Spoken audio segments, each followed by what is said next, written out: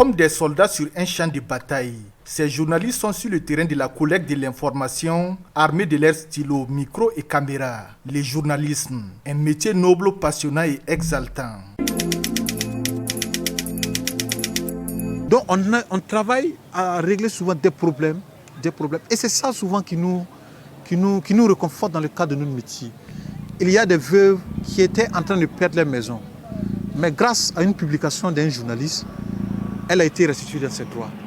Vous croyez que c'est des millions qui peuvent combler ça? Non. Le fait même de permettre à quelqu'un de vivre dignement, d'être restitué dans ses droits, mais ça c'est une grande joie. De plus en plus même, les gens ne vont même pas à la justice. Et de plus en plus, les gens font beaucoup plus confiance même à la presse parce qu'ils se disent que si la presse en parle, ça va se résoudre. Le dernier fait que vous avez vu, il a fallu le reportage d'un organe où les gens souffraient cruellement de manque d'eau pour que le premier responsable de l'Assemblée nationale se déplace pour les régler. Est-ce qu'un salaire peut combler ça? Non. Le sujet qui me vient tout de suite à l'esprit, c'est quand je suis allée à Kaya. Et j'ai réalisé un reportage sur des enfants victimes d'attaques terroristes. Vraiment, ce reportage-là m'a vraiment touchée. Voir des enfants qui marchent avec des balles aux pieds. Un enfant amputé du bras à cause des balles reçues lors d'une attaque terroriste. Ça m'a vraiment touchée. Et quand le reportage est passé, beaucoup de gens ont été touchés aussi par la situation de ces enfants-là. Et ils ont vraiment beaucoup bénéficié de l'aide des Burkinabés, même ceux de l'étranger. Donc ce reportage-là me marque jusqu'à aujourd'hui. Collecter, traiter et porter l'information au public. Une activité qui attire et fascine plus d'un, en dépit de nombreux risques et difficultés. Le hic est que ce noble métier peine à nourrir son homme au pays des hommes intègres. Et pourtant, l'adoption le 6 janvier 2009 d'une convention collective devrait permettre aux ouvriers de la plume et du micro des médias privés de vivre dignement de leur métier. Mais la réalité sur le terrain est tout autre. La plus grande injustice que nous subissons actuellement, c'est l'inapplication de la convention collective. Il y a certains patrons même là qui ne savent même pas qu'il y a ce qu'on appelle une convention collective qui doit être appliquée aux journalistes. Comme il dit, il y en a qui viennent chercher de se faire du fric. C'est tout. Les conditions de vie et de travail de façon générale des collègues des médias privés en tout cas, ne sont pas du tout roses. Ils travaillent dans des conditions très plus difficiles que leurs collègues du public. Si la plupart des entreprises de presse foulent aux pieds ces documents de référence salariale des journalistes du privé, certaines essaient tout de même de l'appliquer. En ce qui concerne la convention collective, nous remplissons quand même un certain nombre de canevas, un certain nombre de critères, un certain nombre d'obligations prônées par cette convention. Nous travaillons toujours à continuer de l'améliorer, mais au jour d'aujourd'hui quand même, quand on regarde le paysage, quand on regarde ce qui est attendu d'un organe de presse au niveau de la convention collective, nous n'avons pas à trop rougir. Mais nous aurions souhaité aller même au-delà de la convention collective. Vous savez très bien que les entreprises de presse que nous sommes dans un marché fortement concurrentiel. Cela dit, il faut travailler justement à créer un cadre de sorte à ce que vos travailleurs se sentent épanouis pour bien faire leur travail. Donc à ce niveau-là, on n'attend pas forcément d'être régi par une quelconque convention avant de pouvoir accorder un certain nombre de droits et de privilèges aux travailleurs. Bon, en ce qui nous concerne, le Faso.net applique la convention collective depuis quelques années déjà avec les moyens dont nous disposons. Nous appliquons la convention collective. Donc il y a des diplômes qu'il faut. Il y a des niveaux de formation et en fonction de ces diplômes, de ces niveaux-là, nous appliquons la convention collective. À l'inspection générale du travail, le constat est clair. 12 ans après la mise en œuvre de la convention collective, aucun organe de presse privée du Burkina ne la respecte à la lettre, alors qu'elle octroie plusieurs avantages aux journalistes qui exercent dans les médias privés. Les organes de presse qui l'appliquent ne l'appliquent pas en toute entièreté. Je dirais plutôt qu'il y a pas mal, il y a plus de 80% d'organes de presse qui n'appliquent pas la convention. Voilà. Maintenant, ceux qui l'appliquent aussi et qui n'appliquent pas en toute entièreté, en fait, ils valent aussi pas moins de 80%. Contrairement à d'autres conventions où il faut procéder peut-être obligatoirement souvent à des notations ou bien voilà, il faut attendre 4 ans pour avancer.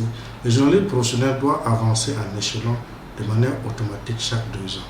Pourquoi les patrons de presse éprouvent-ils des difficultés à honorer des textes qu'ils ont contribué eux-mêmes à élaborer? Mauvaise foi et moyen de maintenir les journalistes dans un état de dépendance perpétuelle, estiment certains confrères qui trouvent d'ailleurs le document très dépassé, car ne prenant notamment pas en compte les spécificités des journalistes reporters d'images par exemple, très nombreux aujourd'hui dans les paysages audiovisuels du Burkina. Certains en tout cas ils disent non, nous sommes au-dessus donc de la convention collective, nous appliquons plus que la convention collective, mais il faut la rapporter à la réalité du jour. Quand nous avons eu l'occasion de rencontrer le ministre de la Communication, nous lui avons dit qu'effectivement, parmi les urgences, il faut non seulement faire appliquer la convention collective et la relire. Maintenant, les débats sur la relecture à court depuis un certain temps, passé de 15 même que les niveaux de rémunération prévus par la convention collective sont dépassés depuis fort longtemps. Mais ce que je dis, la convention collective fixe un cadre, c'est un cadre général. Pour leur part, les patrons de presse évoquent le contexte économique difficile du pays pour expliquer les limites à offrir de meilleures conditions de travail aux professionnels des médias. Aussi, en appellent-ils à l'aide du gouvernement afin de pouvoir faire face à certaines charges sociales de l'entreprise. Il faut peut-être mettre ces conditions-là en rapport avec les conditions de vie des Burkinabés de façon générale. L'entreprise de presse est un secteur de l'économie nationale et en la matière, on sait que la vie n'est pas totalement rose aujourd'hui. Quel que soit le secteur, il y a peut-être quelques rares qui s'en sortent. Des conditions préalables qui avaient été demandées par l'entreprise de presse au niveau de l'État, notamment l'allègement, certains allègements fiscaux. La presse est quand même un outil démocratique. Elle participe à la vivacité de la démocratie en permettant aux citoyens de s'exprimer, de s'informer, de faire des choix éclairés. À ce niveau, je dirais même, pour exemple, on se demandait pourquoi est-ce que l'État, pour encourager l'employabilité dans le secteur de la presse, ne prendrait pas en charge les charges sociales au niveau des salaires. Voilà, tout ce qui relève des charges sociales, que justement l'État puisse les prendre en charge, de sorte à ce que les entreprises soient un peu confortables pour pouvoir trouver de quoi payer convenablement les travailleurs. On ne travaille pas à avoir une vision à long terme de nos ressources humaines. Ce n'est pas normal que pendant qu'on ne crie qu'il n'y a pas l'argent pour payer les employés, vous avez une catégorie d'employés qui vivent dans des bonnes grâces. Entre je dis c'est un manque de volonté parce qu'il y a quand même un appui que l'État accorde aux organes de presse privés à travers la subvention de l'État à la presse. Et puis il y a également des crédits qui sont octroyés aux organes de presse qui remplissent. Il y a des conditions bien sûr qu'il faut remplir, une sorte de garantie avant d'avoir ces crédits qui peut permettre ces fonds qui sont donc gérés par le fonds d'appui à la presse privée devraient en principe permettre en tout cas aux responsables des organes d'améliorer la situation financière. Le non-respect de la convention collective est la principale source de souffrance et de misère des journalistes professionnels des médias privés, rémunérés de façon dérisoire, souvent même en dessous du SMIC. Le comble est que certains d'entre eux sont sans salaire et doivent se contenter des perdiens perçus sur le terrain. Il y a des journalistes effectivement qui n'ont pas de rémunération, qui sont obligés de faire 3-4 mois sans salaire. Mais c'est inadmissible. Je me rappelle que quelqu'un me disait qu'avec les employés, si vous leur donnez du pain, ils vont réclamer du beurre. Donc il faut les faire souffrir pendant un bout de temps avant de leur donner un morceau de pain. Là, comme ça, ils prennent le morceau de pain, mais en te considérant comme un incontournable. Mais vraiment, les journalistes sont maltraités dans leur maison de presse. Il y a des journalistes qui sont vraiment maltraités, mais que ça reste sous silence, parce qu'on ne veut pas en parler. Parce que si on en parle, on a peur donc des représailles. On a peur de perdre son boulot. On a peur de ne plus pouvoir exercer dans ce pays-là. Mais il y a des conditions inimaginables que les journalistes subissent, que si on ne vous dit pas, vous ne pouvez pas croire. Ce que lui-même il dénonce, c'est que lui-même il ne veut pas que les autres acceptent dans leur travail. On le fait subir au Burkina ici, à des journalistes ici, qui travaillent à des heures indues, qui n'est pas pris en compte, qui travaillent plus de 8 heures par jour. Ce n'est pas pris en compte. C'est de l'esclavagisme. Ceux qui ont eu, ou en tout cas des situations où ça va un peu, c'est là où il y a pas, où les patrons ne sont pas forcément des journalistes, ou en tout cas qui ne sont pas du corps, qui ont une certaine amélioration, qui ont une certaine... Parce que ceux-là, ils connaissent la valeur du journaliste et ils essaient de le respecter. Moi, personnellement, mon salaire a été, qu'on appelle ça, a été payé, bon, revu. Je ne sais pas si c'est le mot qu'il faut employer. Tantôt ça monte, tantôt ça descend, tantôt ça monte, ça descend. Bon, ça évolue, ou bien ça régresse en dents de scie. C'est compliqué. Bon, on ne peut pas appeler ça un salaire, parce que c'est en fonction de l'humeur du patron que vous êtes payé. Le jour qu'il est content, on t'appelle à la caisse, tu viens signer une décharge pour prendre 25 000, 15 000. On ne sait même pas, ça répond à quelle logique. Il y a certains patrons qui osent dire à leurs journalistes, quand on leur donne 15 000, d'aller compléter ça sur le terrain. Vous voyez, on n'est plus dans le journalisme. Une pratique qui n'honore absolument pas le métier et qui entraîne par moments le non-respect de l'éthique et de la déontologie de la profession par certains journalistes, sans oublier qu'elle expose les journalistes à une vie de misère et de dépendance continue. Il est sapé, tu le vois bien habillé, il est propre, il est ceci, il est cela, mais il souffre intérieurement. Il n'arrive même pas à joindre les deux bouts. Il n'arrive pas à payer sa maison. Il n'arrive même pas à payer la scolarité de ses enfants. Le journaliste aujourd'hui est prisonnier. Il va falloir qu'on puisse donc se détacher de ces chaînes-là pour véritablement embrasser la liberté, pour véritablement exercer notre métier qui est un métier noble. Il faut être fou pour être journaliste au Burkina Faso. Vous partez très tôt le matin, vous rentrez très tard la nuit, vous n'avez pas de vie sociale. S'il y a un baptême dans le quartier, vous ne faites que disparaître parce que vous ne pouvez même pas aller remettre même 1000 francs. Vous-même, vous ne vivez même pas dignement. Moi, je connais des gens qui ont dit à leurs petits frères d'exercer tout métier, mais jamais venir dans ce métier-là. Il y a des journalistes, quand vous les regardez, à un certain moment, vous n'avez pas envie du métier. Les journalistes au Burkina souffrent. Ils travaillent dans des conditions très précaires.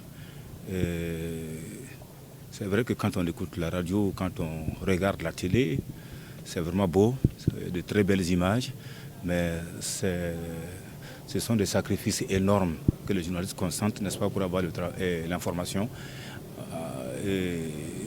Dans des conditions très très difficiles, nous travaillons. Nous vivons dans des conditions très difficiles. Ce que je souhaite, c'est qu'on travaille à améliorer les conditions de travail du journaliste. Parce que j'ai l'impression que le journaliste n'est pas assez valorisé au Burkina Faso. Donc il faut qu'on travaille à valoriser ce métier-là. C'est un métier vraiment noble. Et j'ai l'impression qu'on ne prend pas conscience de ce que le journaliste représente pour un pays. La fin des calvaires des historiens du présent exerçant dans les médias privés du Burkina n'est visiblement pas pour demain au regard des dures réalités de la pratique du métier. Des contrats à durée déterminée renouvelés au gré des humeurs et des contingences, d'interminables stages dans les organes de presse et des engagements sans aucune base légale. Que c'est triste. Ils tirent ça non pas de la convention collective, mais du code du travail qui autorise ça. Mais c'est un code de travail que nous critiquons, qui est esclavagiste. Et c'est un choix qu'ils ont fait. C'est parce que ça les arrange et que sous la pression du patronat, on a adopté un code du travail, non pas au service de la société, au service de tout le monde, mais au service, de l'avidité économique des patrons. Oui, bien entendu, il y a des cas BF1 de CDD sur une certaine durée. Vous savez, nous sommes à la recherche de la performance. Dans une entreprise, lorsque vous avez des agents performants, vous êtes les premiers à travailler, à les sauvegarder. Il va sans dire aussi qu'il y a des agents qui prennent le temps à performer comme les autres. Donc, ce n'est pas parce que la personne ne performe pas tout de suite que vous dites merci, vous allez aller chercher un autre. Non, vous allez laisser un temps de maturation pour que ce collaborateur puisse en gagner en expérience, en maturité et pouvoir donner le meilleur de lui-même. Directeur d'une chaîne de télé ou d'un média quelconque n'aura pas un malin plaisir à faire perdurer un travail dans une situation quand on sait que, comme je dis, la concurrence est là. Si vous avez un agent qui est bon que vous ne traitez pas bien, la personne peut être appelée à l'ailleurs où d'autres personnes peuvent justement appeler cette personne à votre détriment. Déjà, nous proposons aussi des contrats à durée déterminée. C'est plus flexible, je crois que la loi le permet et aussi parfois c'est en rapport avec les réalités du secteur qui sont qu'il y a beaucoup de mobilité. Il y a beaucoup de mobilité, c'est rare de voir un journaliste faire plus de 5 ans dans une rédaction. Il en existe certes, mais les conditions économiques qui encadrent l'entreprise de presse générale font que parfois le contrat à durée déterminée est plus adapté peut-être au statut de journaliste. Au niveau des contrats, les contrats sont mal ficelés. Vous avez des contrats à durée déterminée par moment de 3 mois. Un journaliste ne peut pas vivre avec cette pression-là et exercer correctement son travail. Souvent des contrats verbaux, souvent des papiers avec une simple signature, un simple cachet, le plus souvent pas convenable. Et puis bon, voilà, un petit papier, on écrit, on dit voilà, c'est un contrat. Je me demande si ça répond vraiment aux normes. Ce n'est pas toujours malheureusement le cas. Et nous avons toujours demandé aux journalistes d'exiger un contrat. Quoi, un contrat? Maintenant, si vous n'avez pas de contrat, vous vous engagez avec quelqu'un, maintenant ça vous risque de péril. Et quand vous avez un accident au travail, que vous vous rendez compte que vous êtes dans une situation extrêmement précaire. Parce que le patron, il va se séparer de vous. Sans état d'âme passé, il va toujours dire qu'il n'y a pas de contrat entre vous. La plupart du temps, vous voyez des contrats de travail de 6 mois, 6 mois. Il y a d'autres même qui sont moins de 6 mois. C'est un peu triste, mais ça existe. Et nous constatons sur le terrain. Des gens qui sont sous des contrats de travail de 3 mois, 3 mois. Les journalistes. Les journalistes même. Voilà. Je vais me taire des noms, je ne peux pas le dire, mais nous avons constaté des situations de ce genre. Ils sont sous des contrats de travail de 3 mois, renouvelables. Chaque 3 mois, on nouvelle le contrat, Certains aussi qui accumulent le temps de stage. Je ne dirais pas, peut-être que c'est une exploitation des budgets de la part de l'employeur, mais vous allez constater que, bien que les textes disent que le contrat de stage c'est 3 mois renouvelable une fois, vous allez trouver que quelqu'un qui passe son temps à faire des stages pendant plus d'1 année. Malgré les difficultés et les insuffisances, les journalistes et techniciens des médias privés du Burkina ne baissent pas les bras. Au contraire, ils exercent pour la plupart leur métier avec sérieux, professionnalisme et abnégation, forçant parfois le respect et l'admiration du public. Ces derniers n'hésitent d'ailleurs pas à se dévouer pour leurs entreprises, mettant souvent leurs outils et matériels personnels à contribution sans la moindre compensation en retour. C'est-à-dire que tu viens avec ta moto, avec ton carburant, avec ton téléphone, puisque y a même pas, la plupart n'ont même pas de dictaphone. Au lieu de dictaphone, qui est un matériel professionnel, quand même, sinon c'est les téléphones portables qu'ils viennent mettre. Ben, dans certains pays, le téléphone portable même ne rentre même pas dans certains lieux, n'en parlons même pas, venir tant ça devant, comment on appelle, certaines autorités. J'ai mal fait de ne pas prononcer ce mot. C'est la clochardisation. Moi, je ne parle même pas de clochardisation, c'est de l'esclavage qu'on appelle à l'état moderne. Bon, l'esclavage, même ça valait mieux parce que les esclaves savaient qu'ils étaient esclaves. On n'investit pas dans l'humain, on n'investit pas dans le matériel. On veut exploiter l'humain et l'emmener aussi à prendre ses propres moyens pour mettre à la disposition donc, de l'employeur. Le patron, lui, il s'en émeut pas. Il dit c'est normal, il faut continuer. Voilà. Parce que, moi je dirais, c'est de l'exploitation. C'est de l'esclavagisme au demeurant. Et je vous dis que les journalistes vivent un enfer. Ils n'en parlent pas, mais ils vivent un enfer. L'employeur qui crée son travail et son emploi, et la loi dit qu'il doit mettre tous les moyens à la disposition du travailleur pour l'accomplissement de son travail. Voilà. Ce n'est pas le travailleur qui doit déployer ses moyens pour faire le travail pour l'employeur. C'est lui qui doit doter pour chaque type d'emploi, les moyens à mettre à la disposition des travailleurs sont connus. C'est l'employeur qui doit le mettre à sa disposition.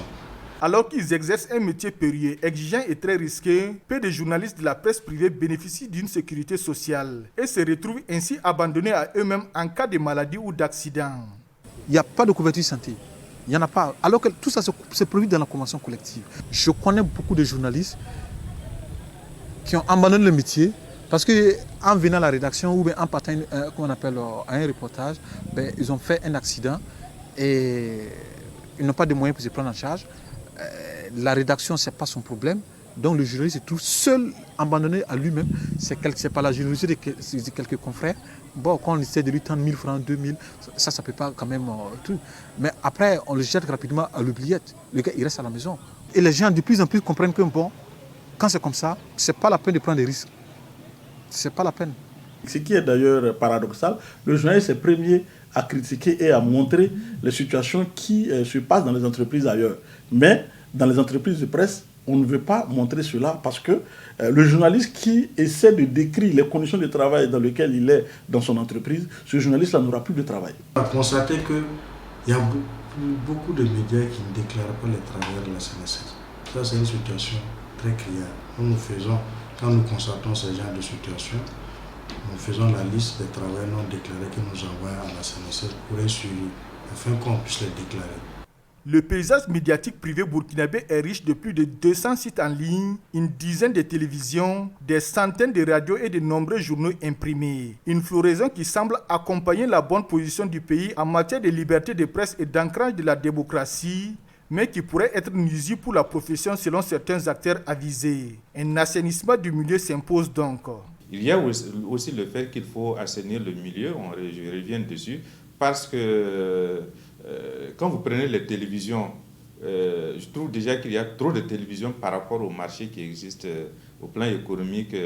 Ce n'est pas tenable, ce n'est pas vivable.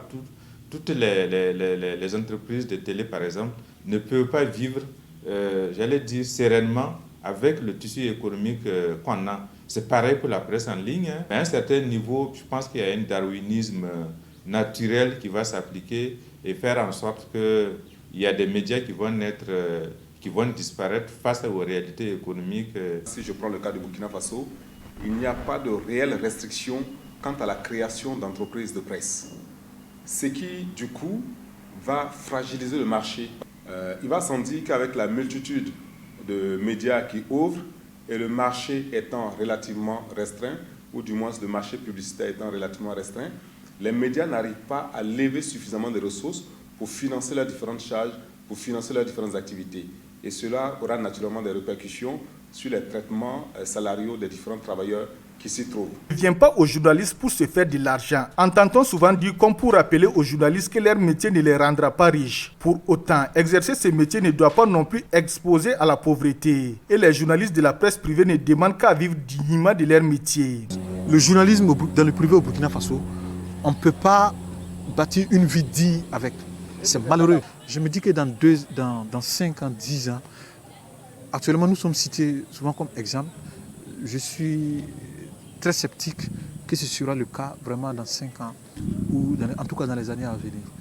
Parce que l'esprit du lucre ou bien de marchander même des journalistes pour des sales boulots est en train de prendre du terrain. Vous voyez des journalistes sur le terrain qui sont obligés par moment de pousser la moto pour arriver même à la conférence de presse. Vous voyez des journalistes qui, après des conférences de presse, regardent d'un regard à quelque part celui qui a convoqué donc la conférence de presse. Je dirais que le vrai ennemi du journaliste, c'est le journaliste lui-même. Il y en a eu le journaliste Premier ministre, ici au Burkina Faso, mais paradoxalement, c'est les journalistes qui en ont souffert. Voilà. Il y a des journalistes qui ont occupé des postes aussi qui auraient pu permettre donc d'améliorer la condition de vie. On a eu des journalistes qui ont été à l'Assemblée nationale. Mais il y a eu des lois qui ont été prises mais contestées par, voilà, qui pouvaient mettre donc des maisons de presse qui pouvaient mettre la clé sous le paillasson. Le misérabilisme et la précarité du métier conduisent souvent certains confrères au nomadisme permanent. Certains raccrochent définitivement avec la profession pour se tourner vers d'autres activités. Parce qu'à un moment donné, on peut contenir. Mais jusqu'à quand? Voilà. Voilà pourquoi vous voyez souvent, il y a des gens qui... ça démissionne en cascade dans les presses, on ne comprend pas. Mais les gens ne vous diront pas la vérité. J'ai démissionné pour des convenances personnelles, j'ai démissionné pour ça, c'est difficile. Voilà. Même le plan de carrière des journalistes, ça n'existe pas. Et c'est ce qui fait que, moi j'aime dire qu'aujourd'hui, le milieu de la presse est devenu un peu comme la Liga ou le championnat européen, où le journaliste, il est dans tel organe de presse aujourd'hui, demain, il part dans un autre organe de presse. Parce que justement, on ne travaille pas à donner des plans de carrière à nos personnels. Parce que moi, je pense que le gros problème, c'est parce qu'on n'a pas de vision aussi du personnel qu'on a dans nos entreprises de presse. Alors moi, j'avais décidé à un moment donné, compte tenu de tout le découragement que j'ai eu dans le métier, j'avais décidé de carrément raccrocher, de carrément abandonner le journalisme pour faire autre chose. Je crois que c'est la première fois quand même qu'un média décide de parler de nous-mêmes, de nos problèmes. Les licenciements abusifs sont également courants dans ce secteur. Journaliste dans une radio de la place, Idriss Baïli, la cinquantaine bien sonnée, en a été victime lorsqu'il a reçu le 21 janvier 2021 une lettre de licenciement sans préavis. Un coup dur pour cet intrépide travailleur qui aurait consacré plus de 8 ans de vie à servir son entreprise de presse. J'arrive un jour au service, on sort un papier, on me dit que je ne fais plus partie du personnel. Enfin, on ne le dit pas ouvertement, on dit que non, qu'on met fin à mes différentes prestations, à mes différents travaux au niveau de la radio. Voilà comment moi je suis parti. Alors à vous de vous débrouiller. Monsieur Guel, vous à ma place, qu'est-ce que vous allez faire? C'est compliqué. Vous n'avez pas appris à faire de la mécanique, vous ne connaissez pas la menuiserie, vous ne connaissez que le micro. Et si un jour on vous dit de ne plus travailler, vous devenez quoi? Au moment où nous bouclons le reportage, nous apprenons que notre confrère en question vient de réintégrer son organe de presse. Pour mieux défendre leurs intérêts et plaider pour l'application de la convention collective, des journalistes du privé se sont réunis autour d'un comité ad hoc en septembre 2020. Aussitôt mis en place, que menaces et intimidations se sont fait entendre. Quand on a fini la conférence de presse, quelques jours après, il y a un confrère qui a été renvoyé, comment on appelle, renvoyé, c'est un peu truc. Mais après, le patron nous a approché, il nous a dit que bon, il n'y avait même pas de contrat, le gars il était en essai. Alors que l'article 4 à son alinéa 1 de la convention collective stipule que les parties contractantes reconnaissent la liberté aussi bien pour les journalistes professionnels que pour les employeurs de s'associer pour la défense collective de leurs intérêts professionnels. Voix des sans-voix, défenseurs de la veuve et de l'orphelin ou encore des causes perdues, les journalistes burkinabés est en quête perpétuelle de l'amélioration de ses conditions de vie. Un quatrième pouvoir qui mérite plus de considération afin de préserver la noblesse du métier dans le privé.